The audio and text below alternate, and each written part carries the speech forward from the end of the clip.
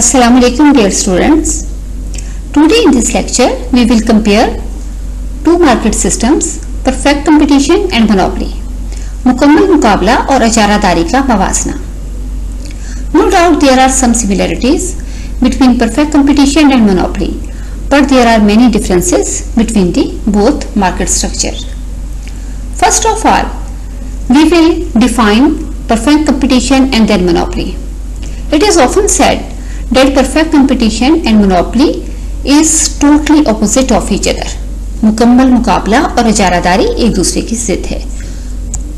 So first of all we will define perfect competition. Perfect competition is the situation prevailing in a market in which the number of buyers and the seller is so large and they are well informed about the market, not only on the side of consumer but also on the side of the seller, and all the elements of monopoly are absent. Market price of a commodity is beyond the control of the individual buyers and seller. What is the monopoly? Monopoly is a market structure characterized by a single seller selling a unique product in the market. In a monopoly market, the seller faces no competition as he is the sole seller of the goods with no close substitute. He enjoys the power of setting the price of his goods. कोई मुकम्मल मुकाबला एक ऐसी market structure, मंडी की एक ऐसी साख का नाम है जिसमें फरोख्तकार और जो खरीदने वाले हैं उनकी बहुत ज्यादा तादाद होती है और वो मार्केट के हालात से मुकम्मल वाकफियत रखते हैं. शेयर की कीमत में यकसानियत पाई जाती है, कमोडिटी भी आइडेंटिकल होती है और इसके अलावा शेयर की कीमत मंडी की तलब और मंडी की रसद के बाहमी मिलाप से तय पाती है. नतीजतन कोई भी सेलर और बायर अपनी तलब और रसद में कमी करके कीमत को मुतासिर नहीं कर सकता, चुनाचे कीमत उनके कंट्रोल से बाहर होती है. जबकि मोनोपोली, जैसा कि पहले भी देखा, मुकम्मल मुकाबले की बिल्कुल जिद है. ये एक ऐसी मंडी की साख्त है, एक ऐसा मार्केट स्ट्रक्चर है जहां बहुत सारे सेलर्स की बजाय सिर्फ एक सिंगल सेलर होता है, एक single producer, which is called monopolist. चुनाचे अजारादार या मोनोपोलिस्ट जो है वो अपनी शेयर की कीमत जो है वो खुद तय करता है, वो प्राइस मेकर होता है और इसके अलावा शेयर का कोई करीबी निमुल बदल भी नहीं होता. एंट्री मुकम्मल तौर पर बैन होती है. कोई और फर्म जो है वो शेयर ना तो पैदा कर सकती है, ना ही कोई नई फर्म जो है उसके कारोबार के अंदर एंट्री हो सकती है. किसी किस्म के किसी कंपटीशन का सामना नहीं होता. चुनाचे आपने देखा इन दोनों डेफिनेशंस में कि किस तरह मुकम्मल मुकाबला और इजारादारी बिल्कुल एक दूसरे की जिद हैं. अब हम देखते हैं वो कॉमन फीचर्स जो कि दोनों जो है वो मार्केट स्ट्रक्चर में पाई जाती हैं. So similarities of monopoly and perfect competition. मुकम्मल मुकाबला और इजारादारी की मुश्तरका खसूसियात. एक पहली खसूसियत जो दोनों मार्केट स्ट्रक्चर में मौजूद होती है, both market structure aims at the profit maximization. It means that a firm in the perfect competition aims at profit maximization, and while the other firm, the monopolist firm, also aims at the profit maximization. It means the both firm behaves rationally. दोनों का रवैया बाशऊर होता है, rational होता है, गोया कि कोई और पर्पस, कोई और ऑब्जेक्टिव वो अपने सामने नहीं रखती.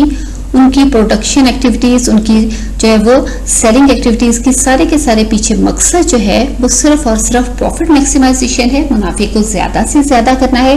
कोई और मकसद जैसे कि कोई सोशल वेलफेयर, ऐसा कोई मकसद जो है उनके पेश नजर नहीं होता. गोया दोनों फर्म्स जो हैं, मुकम्मल मुकाबला हो या इजारादारी, दोनों के तहत फर्म्स जो है वो रैशनल एटीट्यूड जो है वो शो करती हैं. फिर इसी तरह दोनों फर्म्स जो हैं वो एफिशिएंट फर्म्स होती हैं, मुस्तैद फर्म्स होती हैं. वो अपनी कम से कम कॉस्ट पर जो है वो कमोडिटीज को जो है वो प्रोड्यूस करना चाहती हैं और अपने प्रॉफिट को जो है वो मैक्सिमम करना चाहती हैं.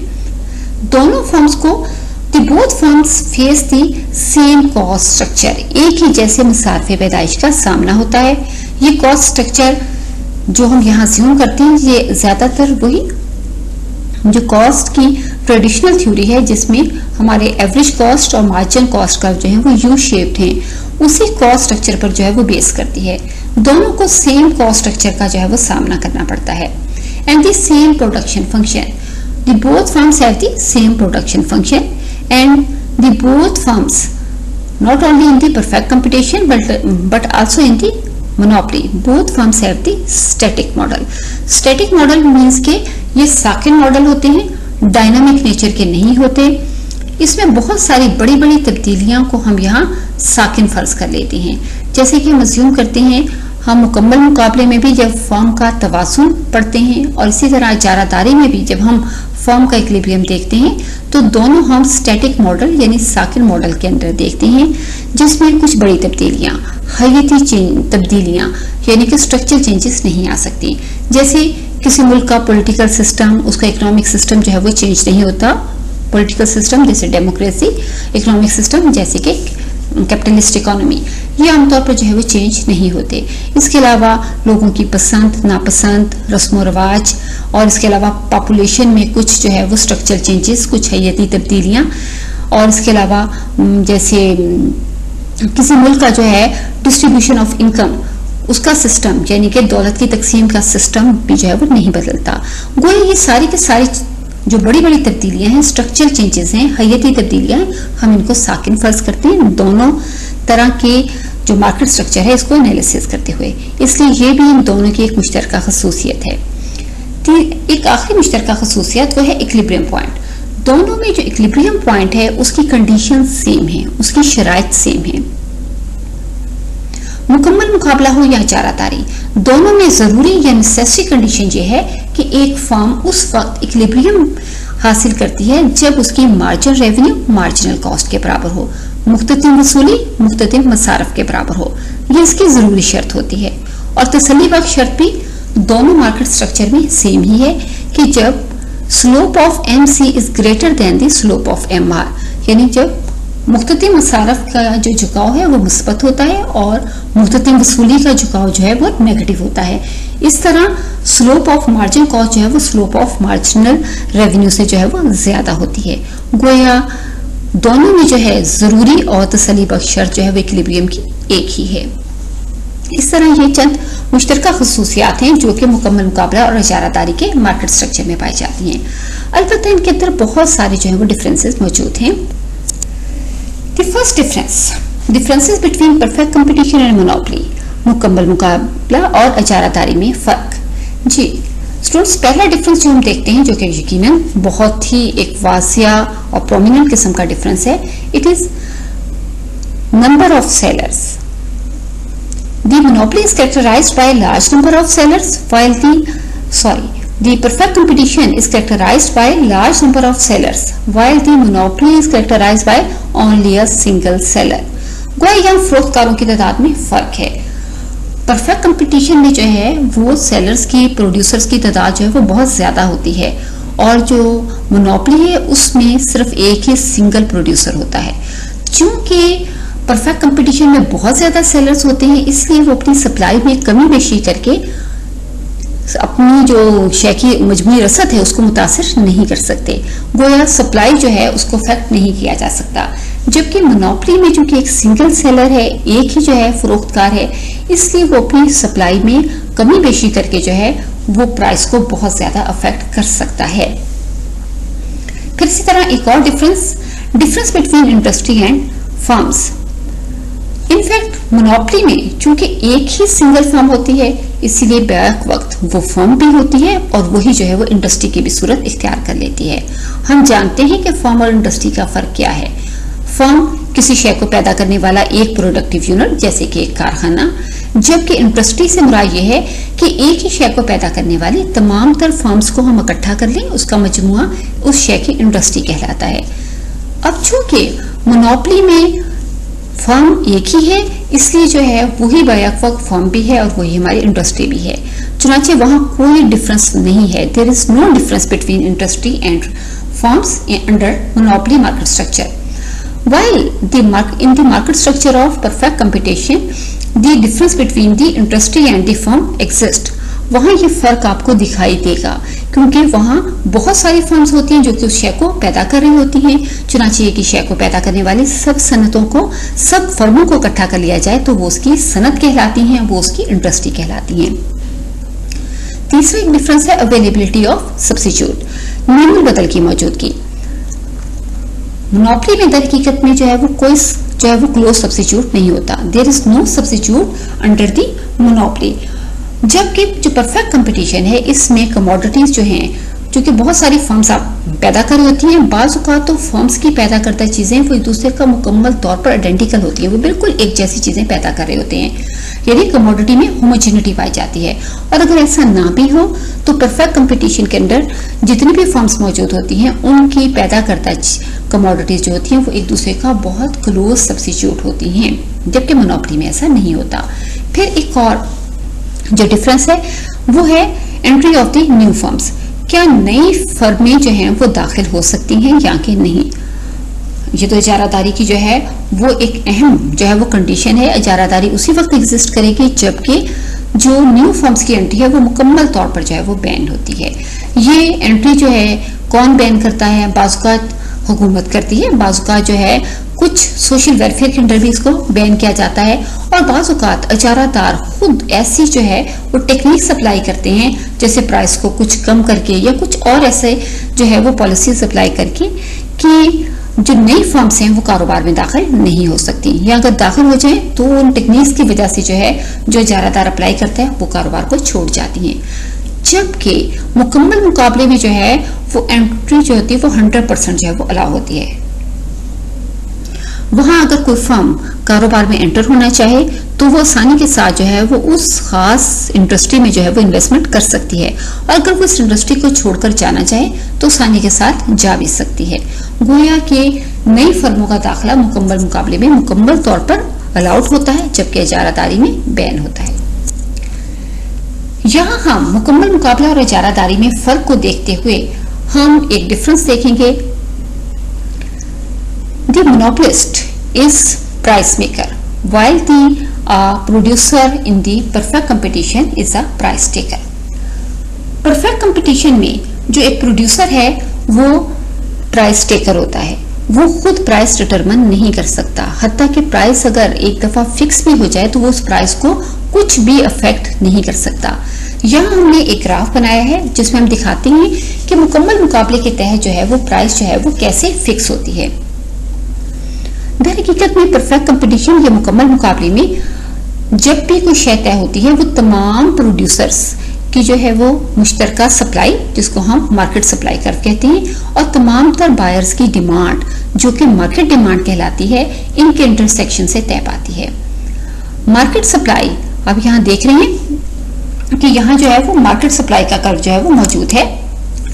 ये हमारा मार्केट सप्लाई कर्व है और ये हमारा जो है वो मार्केट डिमांड कर्व है। Market supply is the summation of the supply of the all the suppliers और all the sellers, and the market demand curve is the combination of the demand of the all the buyers. So the market supply curve and the market demand curve intersect at that point, and if we draw a perpendicular on the quantity axis, we know here that the equilibrium quantity is OQ and the equilibrium price is OP.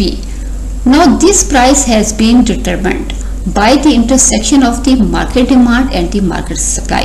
So this price will remain fixed and this price will prevail in the whole industry. अब यहाँ ये firms, यहाँ अभी हमने firm की situation दिखा रहे हैं, यहाँ मार्केट डिमांड और मार्केट पूरी मार्केट की सिचुएशन दिखा रहे थे। अब यहाँ ये जो है जो इंडिविजुअल फर्म का ये डिमांड कर्व है, ये ओपी प्राइस जो है ये फिक्स हो चुकी है, ये फिक्स हुई है मार्केट डिमांड और मार्केट सप्लाई से। अब ये चेंजेबल नहीं होगी और फर्म जो है वो इस प्राइस पर चाहे जितनी चाहे जो है वो कमोडिटी जो है वो सेल कर सकती है। चाहे तो इस प्राइस पर अगर वो कम कमोडिटी सेल करना चाहती है तब भी वो यही प्राइस चार्ज करेगी, ज्यादा क्वांटिटी जो है वो सेल करेगी तो तब भी यही प्राइस चार्ज करेगी। यही वजह है कि फर्म का जो डिमांड कर्व होता है वो परफेक्टली इलास्टिक होता है, यानी वो उस प्राइस को जो है वो 100% जो है वो रिस्पॉन्स शो कर रहा होता है। इसी प्राइस पर वो जितनी चाहे जो है वो क्वांटिटी जो है वो सेल कर सकती है, इसलिए उसका डिमांड कर्व जो है वो परफेक्टली इलास्टिक है। गोया यहाँ परफेक्ट कंपटीशन में फर्म क्या ठहरी? फर्म प्राइस टेकर ठहरी। गोया की जो प्राइस जो है मार्केट डिटरमिन कर देती है, वो उसको टेकअप कर लेती है, जबकि मोनोपोली में जो है वो ऐसा नहीं है। मोनोपोली में एक फर्म जो है वो प्राइस मेकर होती है, वो खुद अपनी प्राइस जो है, मोनोपोलिस्ट अपनी प्राइस खुद डिटरमिन करता है। मोनोपोलिस्ट अपनी प्राइस को डिटरमिन करते वक्त जो है वो प्रॉफिट मैक्सिमाइजेशन को सामने रखता है। ये हम आगे स्टडी करेंगे। कभी वो अपनी प्राइस को कम करके और अपनी रेवेन्यू सेल को बढ़ाकर, और कभी जो है वो ज्यादा प्राइस चार्ज करके जो है अपने प्रॉफिट को मैक्सिमम करता है। इसका अनुसार जो है जो कमोडिटी वो सेल कर रहा होता है उसकी डिमांड इलास्टिसिटी पर है। बहरहाल जो मोनोपोलिस्ट है वो अपनी कमोडिटी के प्राइस खुद डिटरमिन करने की पोजीशन में होता है। यही वजह है कि चूंकि उसका प्राइस पर मुकम्मल कंट्रोल है, इसको प्राइस मेकर कहा जाता है। वो प्राइस के बारे में खुद डिसीजन लेता है। ये एक बहुत बड़ा बेसिक डिफरेंस है जो कि हमें मुकम्मल मुकाबला और इजारादारी में नजर आता है। In perfect competition, the firm is price taker, and in the monopoly, the monopolist is price maker. Now here we will see the difference between the marginal revenue and average revenue under the perfect competition and the monopoly. Under the market structure of the perfect competition, you can see here that the marginal revenue and average revenue curves both are the coincide each other, but also they are the horizontal curve. But in the monopoly, the both curves are downward sloping, but the marginal revenue curves slopes more speedily as compared to average revenue. We can see here in the graph under the perfect competition, as the price, OP price is determined by the intersection of the market demand and the market supply, as we have analysis in the last slide. So the market demand curve, average revenue and marginal revenue is parallel to the output axis. औसत वसूली और मुख्ततिम वसूली का जो खत है वो ना सिर्फ ये कि एक ही है, औसत वसूली और मुख्ततिम वसूली का खत क्या है बच्चों? एक ही है, बल्कि ये एक दूसरे पर कोइंसाइड भी करता है, एक दूसरे के ऊपर मुंतबिक है, और ये आउटपुट के एक्सिस, पैदावार के एक्सिस के बिल्कुल पैरेलल है। इसी तरह जो है आप देख सकते हैं कि मोनोपोली में ऐसा नहीं है। मोनोपोली में एवरेज रेवेन्यू और मार्जिनल रेवेन्यू दोनों का कर्व जो है वो गिरता है, अगरचे दोनों का जो इंटरसेप्ट है वो एक ही है, लेकिन दोनों जो है वो तेजी से गिरते हैं। मार्जिनल रेवेन्यू का कर्व एवरेज रेवेन्यू के कर्व की निस्बत ज्यादा तेजी के साथ गिरता है। इसके पीछे गिरने की वजह यह है कि मोनोपोलिस्ट जो है अगर अपनी शेयर की ज्यादा कमोडिटी सेल करना चाहे तो उसको जो है उसकी प्राइस जो है वो कम करना पड़ती है। इसीलिए आप मोनोपोलिस्ट का एवरेज रेवेन्यू का कर्व देखिए, वो नेगेटिवली स्लोप है, और ये तो हम जानते ही हैं कि एवरेज रेवेन्यू बैक वक्त डिमांड कर्व को भी शो करती है। चुनाचे मोनोपोली में जो डिमांड कर्व है वो नेगेटिवली स्लोप्ड है, जबकि परफेक्ट कंपटीशन में जो डिमांड कर्व है वो हॉरिजॉन्टल है, यानी कि उफकी है।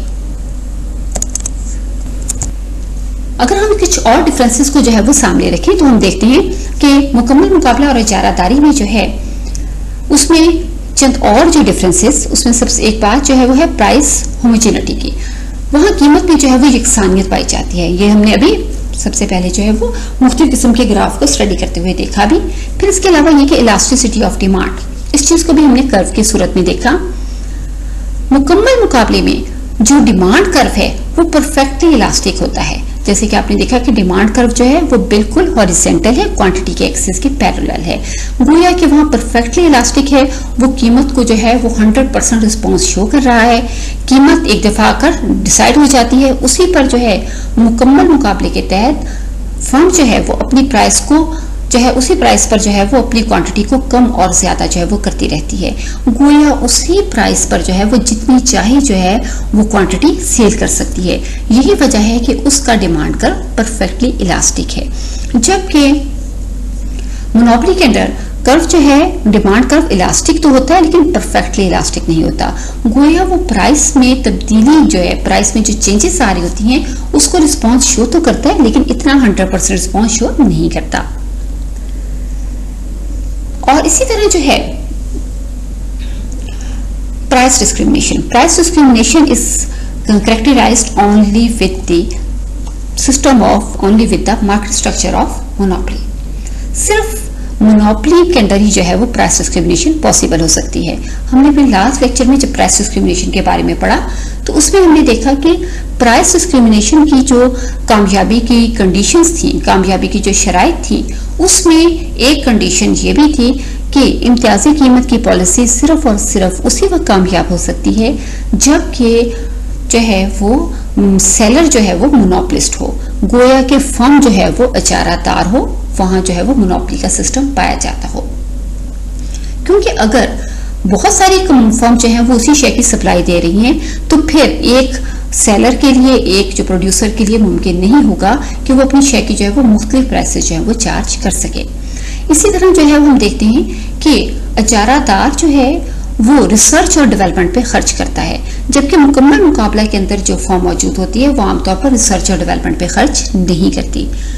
जब भी तहकीक पर खर्च किया जाता है, रिसर्च और डेवलपमेंट पे खर्च किया जाता है, तो इसके नतीजे में शे को पैदा करने के नए नए तरीके जो हैं वो वजूद में आते हैं और इसके अलावा यदि न्यू मेथड्स ऑफ प्रोडक्शन हमारे सामने आते हैं और इसके अलावा हमारे इस्तेमाल में आने वाली जो आम कंज्यूमर गुड्स होती हैं उनमें भी जो है वो वैरायटी सामने आती है। लेकिन रिसर्च और डेवलपमेंट पे आमतौर पर मोनोपोलिस्ट खर्च करता है, इसलिए कि उसकी वो अपने प्रोडक्ट में इनोवेशन पैदा करके अपनी डिमांड को बढ़ा सकता है, अपना मार्केट स्ट्रक्चर बढ़ा सकता है, अपनी मार्केट का साइज बढ़ा सकता है।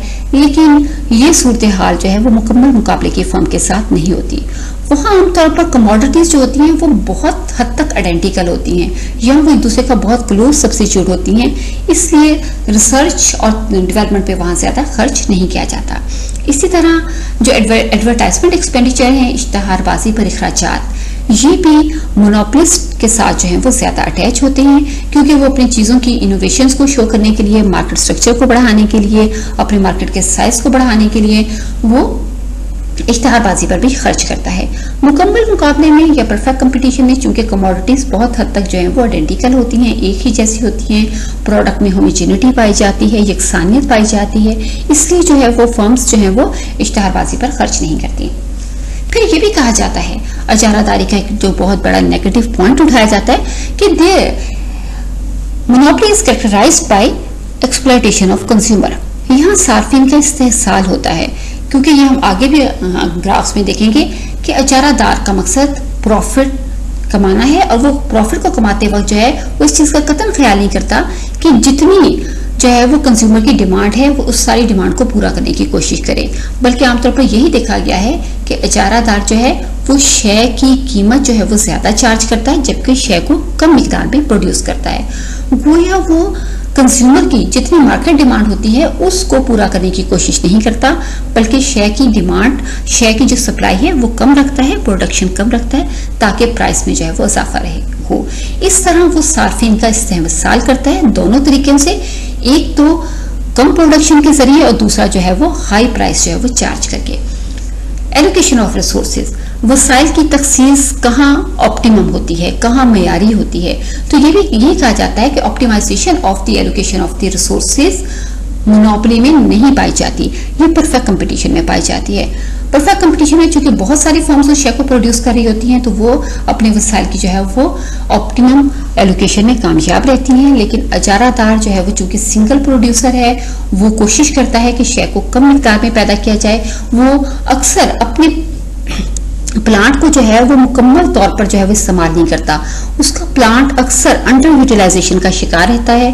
गोया हम इसको अगले जो है वो ग्राफ में देखेंगे भी कि किस तरह इजारादार जो है वो अपनी LAC long run average cost curve के मिनिमम पॉइंट पर प्रोड्यूस नहीं करता जहां उसको जो है वो ऑप्टिमम जो है वो एलोकेशन ऑफ रिसोर्सेज हासिल हो रही है, बल्कि वो उससे पहले प्रोड्यूस करने की कोशिश करता है जहां उसकी जो long run average cost curve है अरसे तवील की औसत मसारिफ वो भी गिर कर कम अज कम नहीं हुए होते। तो चूंकि मुकम्मल मुकाबले में आमतौर पर तमाम तर फर्म जो हैं वो अरसे तवील में कोशिश करती हैं कि वो अपने LAC के मिनिमम पॉइंट पर पैदा करें, इसलिए वहां वसाइल की तखसीस मयारी होती है, जबकि इजारादारी में जो है वो वसाइल की तखसीस इसलिए मयारी नहीं होती क्योंकि वहां फर्म्स जो है वहां फर्म जो है वो LAC के जो है वो मिनिमम पॉइंट पर आमतौर पर प्रोड्यूस नहीं करती, बल्कि ज्यादा कॉस्ट पर प्रोड्यूस करती है। यहाँ इस ग्राफ में हम देखेंगे कि MC, MR और P में जो है वो क्या रिलेशन पाया जाता है दोनों मार्केट स्ट्रक्चर में। अगर आप मुकम्मल मुकाबले में देखें तो मुकम्मल मुकाबले में जो है ना सिर्फ जो है वो मार्जिन कॉस्ट मार्जिन रेवेन्यू के बराबर होती है, बल्कि ये दोनों कीमत के भी बराबर होती हैं। ये बच्चों मुकम्मल मुकाबले का जो है वो एक ग्राफ है। इसमें आप देख सकते हैं ये एवरेज रेवेन्यू मार्जिन रेवेन्यू का कर्व है और ये MC का कर्व है। इक्विलिब्रियम हमें हासिल है पॉइंट E पर, where the margin cost curve intersect the margin revenue curve, so it is equilibrium point. At equilibrium the price is equal to OP। तो आप यहाँ देख सकते हैं कि एवरेज रेवेन्यू और मार्जिन रेवेन्यू कितनी है, दोनों है EQ स्टेरिक। तो ये EQ स्टेरिक आप देख सकते हैं कि ये बिल्कुल जो है वो प्राइस के बराबर है। प्राइस भी है OP स्टार और जो है हमारी मार्जिन रेवेन्यू और एवरेज रेवेन्यू है EQ स्टार, गोया कि दोनों जो है वो वहां बिल्कुल बराबर हैं। जबकि मुकम्मल जो अचारादारी है उसमें ऐसा नहीं है। अचारादारी में इक्विलिब्रियम पॉइंट पर नो डाउट मार्जिन रेवेन्यू जो है वो मार्जिनल कॉस्ट के जो है वो बराबर है, लेकिन इस इक्विलिब्रियम पॉइंट पर क्या एवरेज रेवेन्यू मौजूद है? नो स्टूडेंट्स, यहाँ एवरेज रेवेन्यू मौजूद नहीं है, बल्कि एवरेज रेवेन्यू जो है वो मार्जिनल रेवेन्यू से ज्यादा है। तो अगर हम यहाँ से प्राइस को अगर हम कैलकुलेट करें तो यहाँ से हम परपेंडिकुलर प्राइस के एक्सिस पर गिराएंगे। प्राइस से हमारी OP स्टार जो कि यकीनन जो है वो मार्जिनल रेवेन्यू से जो है वो ज्यादा है। तो बच्चों यहाँ मार्जिन रेवेन्यू और मार्जिन कॉस्ट कितनी है, ये EQ है। मार्जिन कॉस्ट और मार्जिन रेवेन्यू है EQ। गोया मोनोपोली में मार्जिन कॉस्ट मार्जिन रेवेन्यू के बराबर तो होती है, लेकिन ये दोनों जो है वो प्राइस से कम होते हैं। ये देखिए, ये हम देख सकते हैं मार्जिन कॉस्ट और मार्जिन रेवेन्यू दोनों आपस में बराबर हैं, दोनों है EQ, लेकिन ये दोनों जो है वो प्राइस की निस्बत बहुत कम है। प्राइस है OP स्टार। गोया कि अजारादारी में फर्म जो है वो प्राइस जो है वो मार्जिन कॉस्ट की निस्बत जो है वो कहीं ज्यादा चार्ज की जाती है। इसीलिए हम कहते हैं कि यहाँ जो है वो सार्फिन का इस्तेमाल किया जा रहा है। परफेक्ट कंपटीशन में ऐसा नहीं था। जो मार्जिन कॉस्ट थी EQ स्टार, इतनी ही जो है वो प्राइस जो है वो चार्ज की जा रही थी। गोया कि ये मुनसिफाना सिस्टम था और इसमें जो है सार्फिन का इस्तेमाल नहीं किया जा रहा। गोया परफेक्ट कंपटीशन में न सिर्फ मार्जिन कॉस्ट मार्जिन रेवेन्यू के बराबर होती है, बल्कि ये प्राइस के भी बराबर होती है। जबकि मोनोपोली में मार्जिन कॉस्ट मार्जिन रेवेन्यू के बराबर है, लेकिन ये प्राइस से दोनों जो है वो कम होती हैं। अगर यहाँ देखें कि मुकम्मल मुकाबला और इजारादारी में एक और फर्क, परफेक्ट कंपटीशन के अंदर जो है, under the perfect competition there is a low price with the high quantity produce, so there is no exploitation of the consumer. But under the monopoly there is high price with low quantity produced and there is the exploitation of the consumer. अब आप इसमें देख सकते हैं कि perfect competition में जैसे हमने देखा था कि प्राइस डिटरमिन होती है डिमांड और सप्लाई के इंटरेक्शन से। हम जानते ही हैं कि जो एवरेज रेवेन्यू कर्व है, हमने बारहा इसको स्टडी किया, बारहा एनालिसिस किया कि एवरेज रेवेन्यू जो है वो डिमांड कर्व के बराबर होता है। इसी तरह जो मार्जिन कॉस्ट कर्व है, मार्जिन कॉस्ट कर्व, इसकी भी हमने थ्योरी पढ़ी थी कि किसी फर्म का जो मार्जिन कॉस्ट कर्व है वो उस फर्म की सप्लाई को भी शो करता है। चुनाचे average revenue curve is the demand curve, margin cost curve is the supply curve. जहां डिमांड कर्व और सप्लाई कर्व एक दूसरे को इंटरसेक्ट करते हैं, यही हमें EC हासिल है। EC for equilibrium point under the perfect competition. Perfect competition का इक्विलिब्रियम पॉइंट है। क्वांटिटी मालूम करने के लिए एक परपेंडिकुलर एक अमूद गिराइए क्वांटिटी के एक्सिस पर। क्वांटिटी है OQC। परफेक्ट कंपटीशन में क्वांटिटी प्रोड्यूस की जा रही है OQC। प्राइस कितनी चार्ज की जा रही है, इसी इक्विलिब्रियम पॉइंट से एक परपेंडिकुलर प्राइस के एक्सिस पर गिराइए। प्राइस है OPC। गोया परफेक्ट कंपटीशन में प्राइस चार्ज की जा रही है, फर्म्स बहुत सारी फर्म्स हैं प्राइस चार्ज कर रही हैं OPC और क्वांटिटी प्रोड्यूस कर रही है OQC। जबकि मोनोपोली में जो है वो फर्म को इक्विलिब्रियम हासिल हो रहा है EM पर, जहां उसकी नेसेसरी कंडीशन पूरी हो रही है। मोनोपोली में फर्म की मार्जिन रेवेन्यू मार्जिन कॉस्ट के बराबर है एट द पॉइंट EM। ये EM जो है वो इक्विलिब्रियम पॉइंट है अंडर द मोनोपोली। यहाँ से एक परपेंडिकुलर नीचे गिराएं तो क्वांटिटी कितनी पैदा हो रही है OQM। प्राइस कितनी चार्ज हो रही है, इसको एवरेज रेवेन्यू के कर्व तक लेकर जाइए और यहाँ से एक परपेंडिकुलर प्राइस के एक्सिस पर गिराइए तो OPM प्राइस जो है वो चार्ज की जा रही है। आप बच्चों देख सकते हैं परफेक्ट कंपटीशन के अंडर प्राइस क्या है, लो है। पर प्राइस क्या है, प्राइस जो है वो लो है। परफेक्ट कंपटीशन में जो है वो प्राइस कम चार्ज की जा रही है एज कंपेयर टू मोनोपोली। जबकि अगर हम क्वांटिटी की तरफ देखें तो सूरत डिफरेंट है। क्वांटिटी में जो है, क्वांटिटी के केस में जो है मुकम्मल मुकाबले में जो है वो ज्यादा क्वांटिटी, ज्यादा पैदावार पैदा की जा रही है, जबकि मोनोपोली में जो है वो निस्बतन कंपैरेटिवली कम जो है वो क्वांटिटी प्रोड्यूस की जा रही है। इसलिए कहा जाता है कि मुकम्मल मुकाबला जो है वो इजारादारी की निस्बत जो है वो सार्फिन का जो है वो इस्तेसाल नहीं करता, और इसके अलावा जो है वो वहाँ रिसोर्सेज की एक ऑप्टिमम एलोकेशन जो है वो सामने आती है। यहाँ हम दोनों मार्केट स्ट्रक्चर में जो है उनका लॉन्ग रन एनालिसिस करेंगे। अब लॉन्ग रन एनालिसिस में भी हमें पता चलेगा कि किस तरह जो है वो मुकम्मल मुकाबला में जो है वो रिसोर्सेज की एलोकेशन ऑप्टिमम मेयारी होती है, जबकि इजारादारी में रिसोर्सेज की एलोकेशन यानी कि वसाइल की तखसीस जो है वो मेयारी यहाँ ऑप्टिमम नहीं होती। यहाँ स्टूडेंट्स देखिए, ये हमारा जो है वो परफेक्ट कंपटीशन के अंदर है। परफेक्ट कंपटीशन में फर्म्स हमेशा नॉर्मल प्रॉफिट अर्न करेंगी, जबकि मोनोपोली में फर्म जो है वो एबनॉर्मल, लॉन्ग रन में भी एबनॉर्मल प्रॉफिट जो है वो अर्न करती रहती हैं। अब यहाँ हम ये देख सकते हैं, यहाँ डिमांड, ये जो प्राइस ओपी प्राइस चार्ज हुई है मुकम्मल मुकाबला या परफेक्ट कंपटीशन के अंदर, ये सप्लाई और डिमांड के इंटरेक्शन से तय पाई है। अब ये प्राइस, इस प्राइस पर ही जो है वो फर्म्स को जो है वो इक्विलिब्रियम हासिल है पॉइंट ई पर। इस ई पर फर्म का लॉन्ग रन, ये एवरेज कॉस्ट का कर्व है, ये लॉन्ग रन मार्जिन कॉस्ट का कर्व है, और ये फर्म का जो है वो मार्जिन रेवेन्यू का कर्व है। चाहे पॉइंट ई पर फर्म की लॉन्ग रन में जो है वो इक्विलिब्रियम कंडीशन पूरी हो रही है। फर्म का मार्जिन रेवेन्यू का कर्व फर्म के LMC long run margin cost curve के बराबर है, उस पर इंटरसेक्ट कर रहा है पॉइंट ई पर। यहाँ पर हम परपेंडिकुलर गिराएं तो फर्म ओएम प्रोड्यूस कर रही है और ओपी प्राइस चार्ज कर रही है। अब यहाँ आप देखिए कि फर्म कितना अर्न कर रही है, इसी पॉइंट पर ही यानी पॉइंट ई पर ही जो है वो LAC कर्व भी जो है वो मौजूद है, वो इसका टेंजेंट है, इस पर जो है वो मुंतबिक है। इसका मतलब ये हुआ कि फर्म का यहाँ जो है वो जस्ट नॉर्मल प्रॉफिट जो है वो अर्न कर रही है। फर्म की जो है वो एवरेज कॉस्ट भी EM है और फर्म की एवरेज रेवेन्यू कितनी है वो भी EM है। गोया एवरेज कॉस्ट एवरेज रेवेन्यू के बराबर है, और दोनों सूरतों में जो उसकी टोटल कॉस्ट और टोटल रेवेन्यू है वो है OMEP।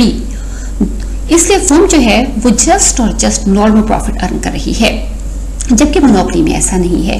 मोनोपोली में आप देखिए तो फर्म की जो मार्जिन रेवेन्यू और एवरेज रेवेन्यू फर्म इक्विलिब्रियम हासिल कर रही है पॉइंट ई पर, जहां उसकी long run margin cost curve जो है वो जो मार्जिन रेवेन्यू कर्व है उसको इंटरसेक्ट कर रहा है, ये इसका इक्विलिब्रियम पॉइंट है। परपेंडिकुलर ड्रॉ करें तो जस्ट फर्म कितना प्रोड्यूस कर रही है OQ, और फर्म जो है प्राइस कितनी चार्ज कर रही है, फर्म प्राइस चार्ज कर रही है OK।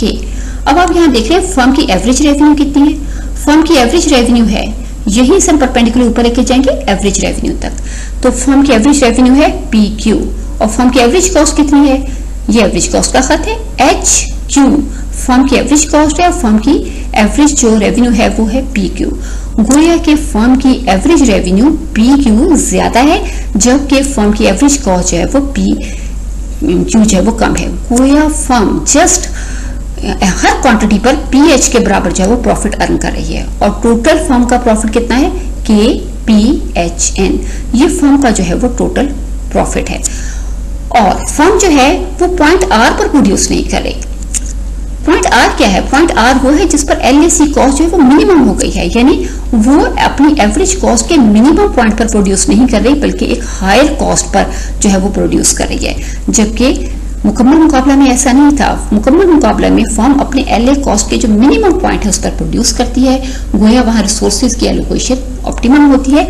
यहाँ रिसोर्सेज की एलोकेशन ऑप्टिमम नहीं है, ये ऑप्टिमम एलोकेशन का पॉइंट है जहाँ एवरेज कॉस्ट मिनिमम है और फर्म इससे पहले ही जो है वो प्रोड्यूस कर रही है। ये बच्चों में जो है वो पाया जाने वाला जो है वो एक बड़ा जो है वो डिफरेंस था।